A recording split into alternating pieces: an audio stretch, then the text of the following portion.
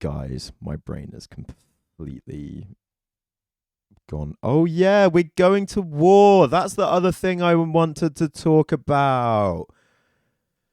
How could I forget? World War Three. It's fucking happening. Let's just talk for a bit. I'm just gonna chat with you guys for a bit about this. I'd love to get your own perspectives and knowledge internationally on this stuff. Um,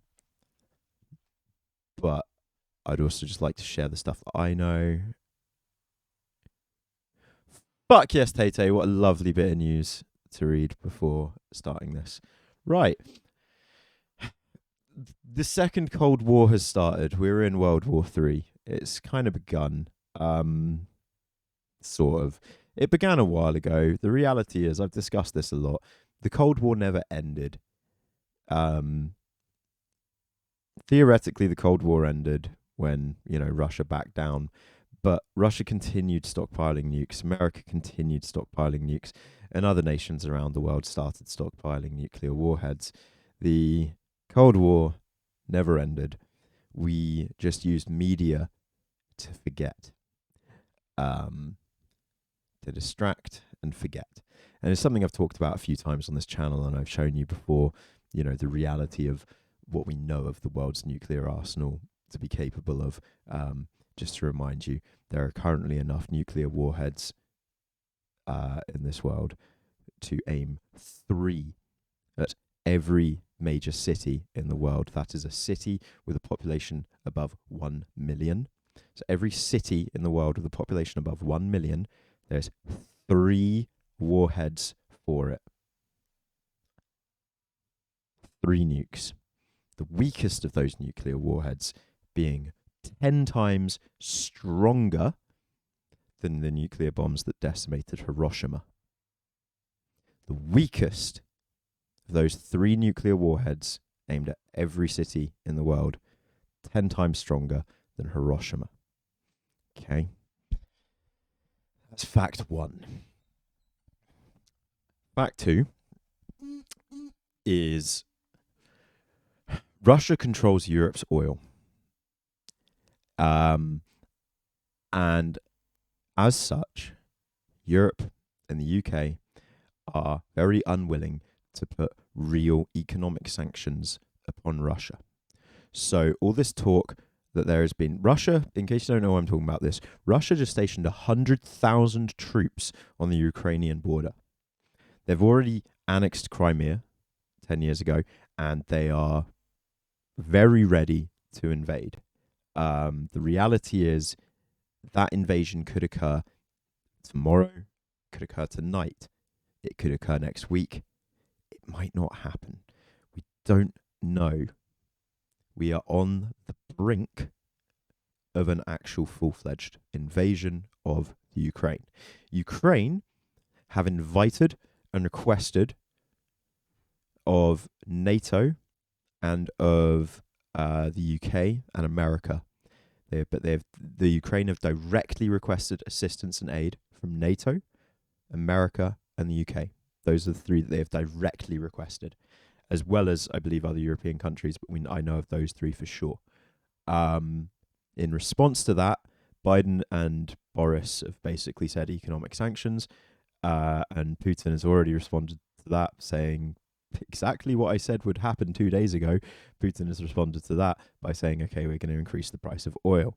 So oil is going to be going up in price very soon for all of us in Europe.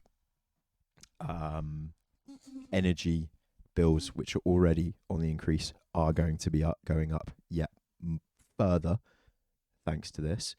Putin isn't going to take trade sanctions and not sanction us back, and the way he's sanctioning us back is by cutting off the tap. What Ukraine need and have requested is we've got some British troops, but it's like we haven't really, Angie. We've not got a proper force over there. And America and the UK actually yesterday pulled all of their ambassadors and national people out, and anyone with any business contracts or anything in Ukraine. America actually evacuated all of their officials Any American that was in Ukraine 48 hours ago is not in the Ukraine anymore. America has got all of their Americans out of the Ukraine. Um, America only does that when war is about to occur. The last time America got everyone out of somewhere was last summer, Afghanistan. We all saw what happened then. This isn't Afghanistan. This is Russia, who, without us paying attention, really, over the last 20 years, have been growing into the world's largest superpower with China. NATO don't want to fully commit to the Ukraine, since it may lead to fighting between them and Russian forces, which would lead to World War III. The UK have said they're not going to be giving the Ukraine weapons or forces. As I say, the UK and America and NATO have all said economic sanctions, whilst Ukraine is saying we need troops or else we're not Ukraine anymore. Russia is their legal defense and reasoning for this is that they argue that most of those on the western and northern Ukrainian borders are Russian. They just say that they are Russian and they want us there. And like literal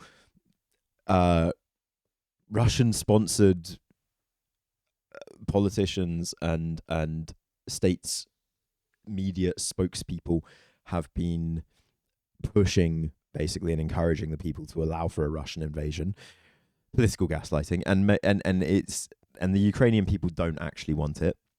It was said yesterday by I don't know the person's name, but a political correspondent, a British political correspondent in the Ukraine yesterday, basically saying on the news that any news coming out of Ukraine from now on cannot be trusted because the Russian media has completely taken control of it now. It's all Putin's media basically already. And there's one last thing that nobody's talking about, and it's really quite important, guys, because it comes back to the Cold War. And that's why I say this is the continuation of it in every shape, way, and form. Truthfully, the ultimate continuation of the Cold War and proof that it never ended. Ukraine should have a way to defend themselves against Russia. Also, one other reason why NATO aren't supporting Ukraine right now is because NATO are putting all their forces into places like Lithuania and Czechoslovakia to protect them from the inevitable invasion that is about to take place in all of Eastern Europe. All the smaller countries bordering Russia are terrified right now. But at the end of the Cold War, the United Nations formed NATO as the world peacekeeping force. America and Russia technically became friends for a little while. And America and Russia, between them, Estonia, Latvia, and Lithuania. Thank you. Those are the three other countries that are shitting themselves right now. Literally shitting themselves. Because those countries, along with the Ukraine, off the back of the Cold War, were forced to sign a nuclear arms agreement that said that they would never engage in the production or proliferation of nuclear weapons and off the back of that, in return for that, it would mean that should they ever face invasion or threat of nuclear attack, the United Kingdom and America and laughably Russia would protect them. So the Ukraine are politically and legally bound to be protected by the United Kingdom and America and Russia. But the reality is it means they're legally bound and they've had their fate sealed in the 80s by the Cold War. They had their fate sealed. They would have developed nuclear weaponry, which would have actually, could have been awful, could have kept Eastern Europe safe from Russia. It's impossible to say. I do think nuclear disarmament as a whole is something that we should all be aiming for, and nukes are the most terrifying, awful thing on this planet. So it's pretty obvious where I stand. But us telling them they weren't allowed to have nuclear weapons is what has allowed this situation to occur. But also, us telling them they weren't allowed to have nuclear weapons was off the back of us promising them that we would protect them from invasion.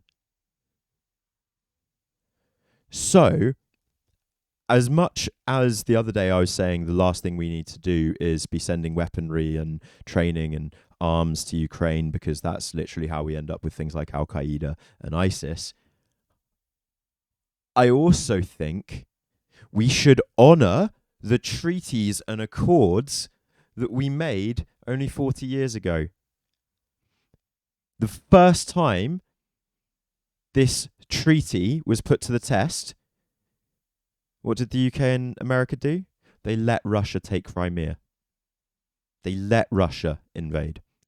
This is now the second time it's being put to the test.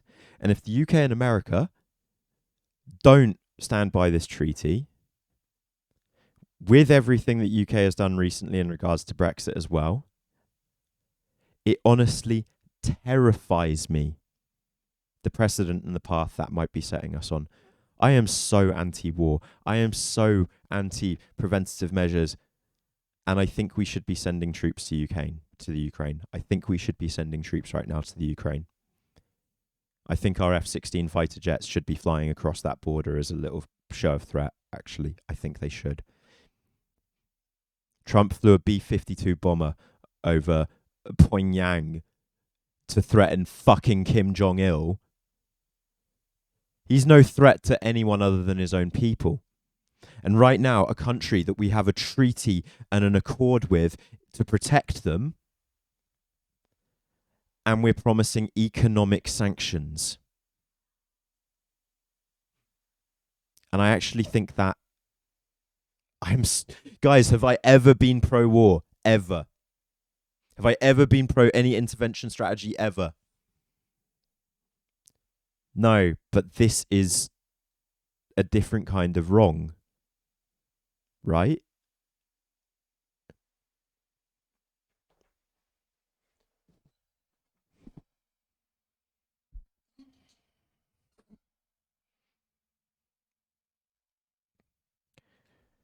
That's the problem with the nuclear question, isn't it?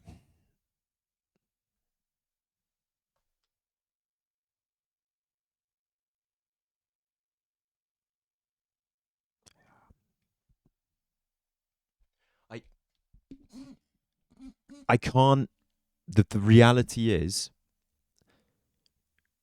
40 years ago, in a political sense and in a global sense, isn't that long. And it was only 30 years ago that the accord had been signed when we broke it the first time and allowed Russia to take Crimea. So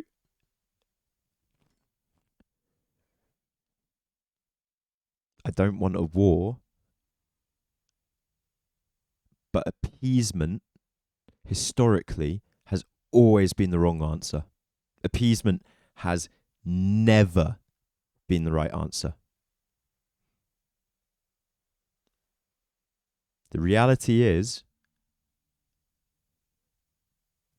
50% of my DNA comes from Estonia/Lithuania as an Ashkenazi Jew. And appeasement has never been the answer.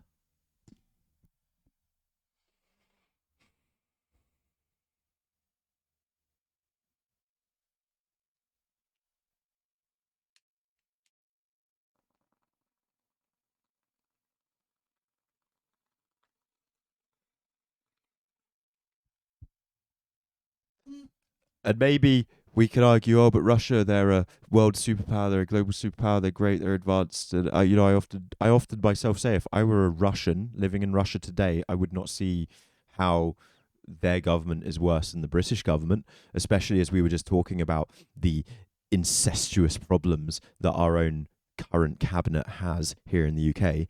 When I've just been, talking about how our cabinet members are married to each other and own the newspapers.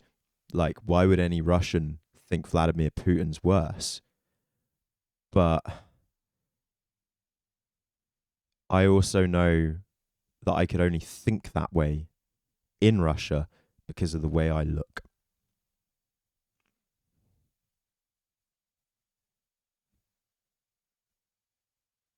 And at least here in the UK, you know, where I live, Birmingham, it's multicultural as you can fucking get. And the nicest place I've ever been. And like, that's something I really, really think we need to fight to protect. All my fucking heart. A city where I, as a Jew, can live next door, literally on the same road where there are flags saying Free Palestine,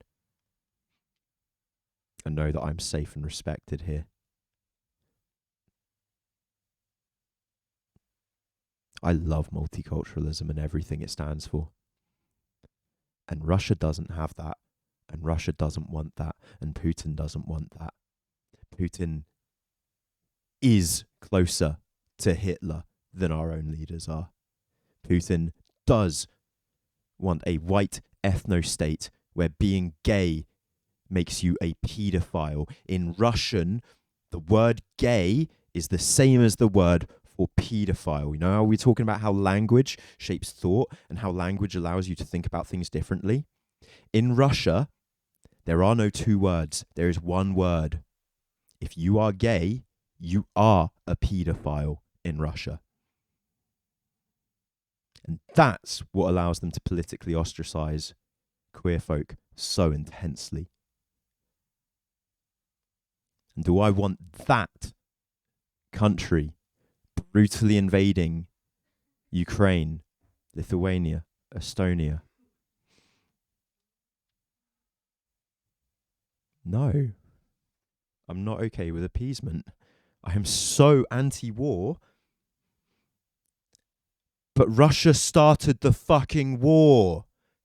We can't just sit back and watch. They already started the fucking war. So now we're just what? Sitting and watching it and letting people die and appeasing. And I'm going to repeat it one more time. And I think you guys who have been watching me for more than 6 months know how truthfully I speak on this. I'm the most anti-war person. Nothing scares me. Nothing makes me more sick to my stomach.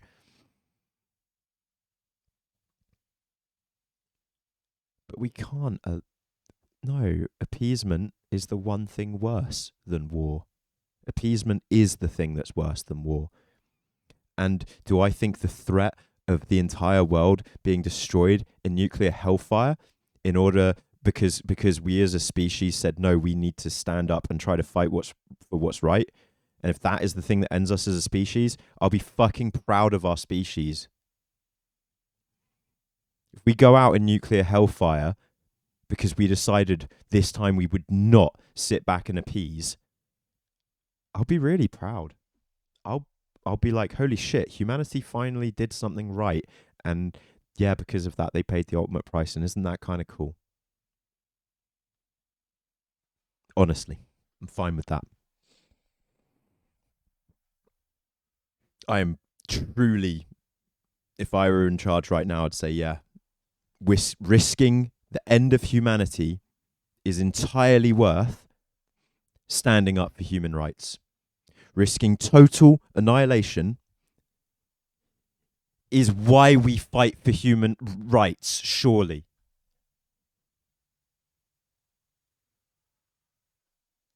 Yeah, damn straight. Damn straight. Damn straight. Why do we have the F-16 fighter jets? Why do we have the B-52 bombers? Why do we have the nuclear stockpile? Why do we have the Trident missile defense system? Why do we have these things? If not to keep humanity safe and move us to a better place. Right now, they're just sitting there, allowing humanity to be trampled upon.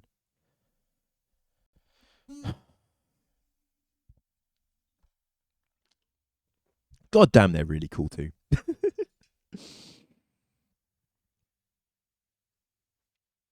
That's Pete's angry fucking thing for the day. I should do that thing and be like, hey, I'm going to turn this into a YouTube clip. So if you watch this on YouTube, like, subscribe, follow me on Twitch, and rant over. Peace. But I'm actually still here for all you guys on Twitch. I just needed, that was just something I needed to get out. Those were things I'd been thinking about for the last 48 hours. And that's my viewpoint on it. I need to have my stance on this on the record as somebody who, as a child, was so against the invasion of Iraq and Iran and Afghanistan. The adult that I am today,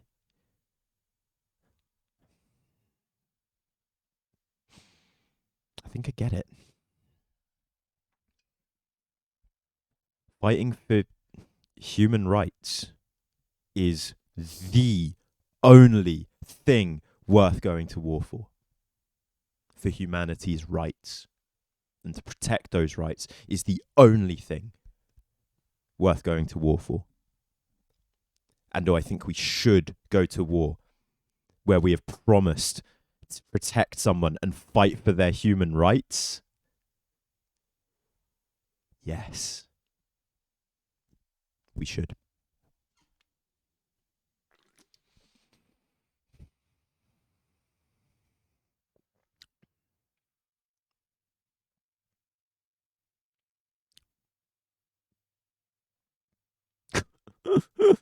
Yeah, fuck doing that in St. Petersburg. Jesus Christ.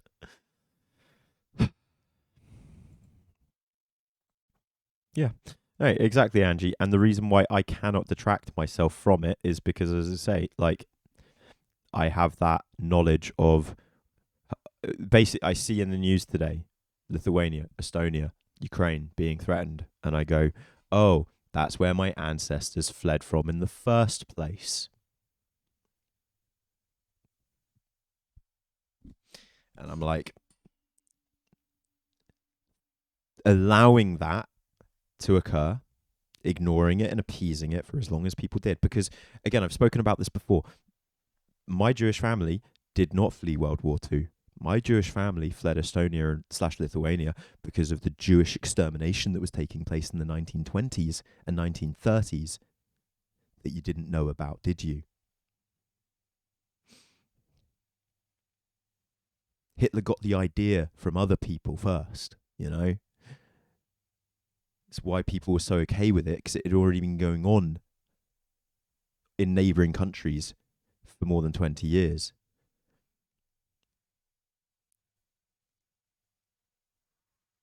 And knowing that there are people in those same countries right now terrified that they're about to be invaded and have their way of life ripped to fucking pieces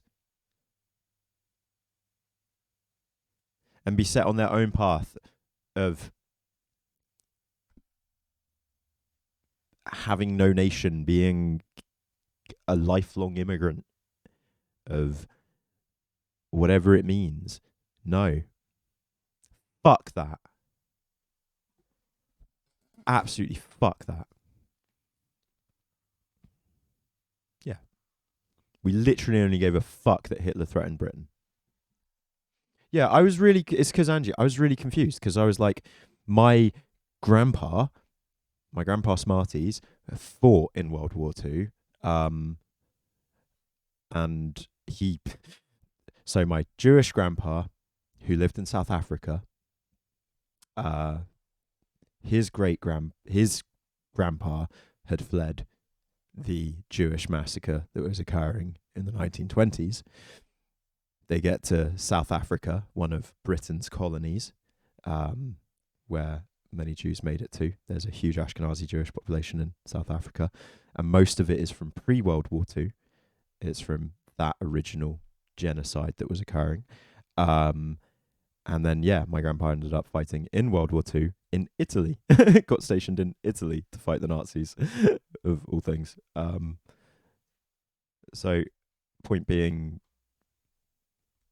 Jews being kicked out of Europe and whatever, and genocides being allowed to take place, and Brits just looking at the massacres occurring and saying, but it's not us.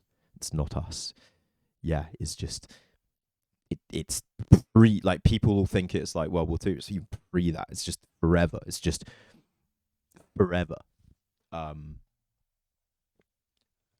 I am yeah, me too. I'm not sorry for what they went through ultimately. They're dead now, aren't they? No. But no, ultimately I'm glad for where I arrived and everything. But it's that knowledge that ultimately, during a 20-year period in Eastern Europe, more than 90% of the Ashkenazi Jews that lived in Eastern Europe were killed or fled, most of whom were killed. Less than 10% of the Ashkenazi Jews that were in Eastern Europe remained after World War II. But that was less than 30% of their original number by World War II anyway, in certain places like Lithuania and Estonia. Which is also what makes certain genocide statistics from that time period, like Holocaust statistics that show the genocide of the Jews and stuff. We've discussed this before, how they're kind of meaningless for certain countries like Lithuania and Estonia, which show very few Jews killed, but that's, as I say, because they're already all been killed. It's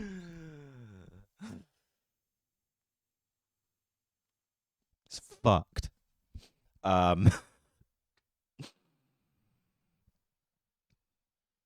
There's so many Jewish genocides. Yeah. Yeah, no, I know. It's mad. It's absolutely mad. We all think, oh, it's just Hitler scapegoated the Jews and stuck them all on boats and trains to the gas camps. But he could only do said scapegoating on Jews because all the neighboring countries had already done same scapegoating. And what had occurred during the 1920s to the 1940s, fuckloads of Jews had fled from places like Estonia and Lithuania to Eastern Germany, places like Berlin, and arrived in Germany to set up a fresh life just to become the new scapegoat and get booted out all over again. God, yeah, you missed this, Angie. I did a lot of talking about this stuff and getting pissed off over this stuff when the cringy shit was going on a few months ago because of her getting all of my history wrong.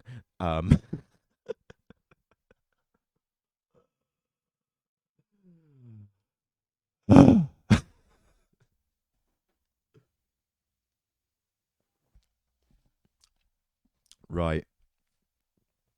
Shall I do a bit of gaming? What do I want to do tonight, guys? I am like maximum ADHD brain. I'm just, it hurts right now how fast and then slow my brain is going. Like just then, my brain was like a million things and ideas that I want to express to you guys, and then suddenly, once they were all expressed, my brain just goes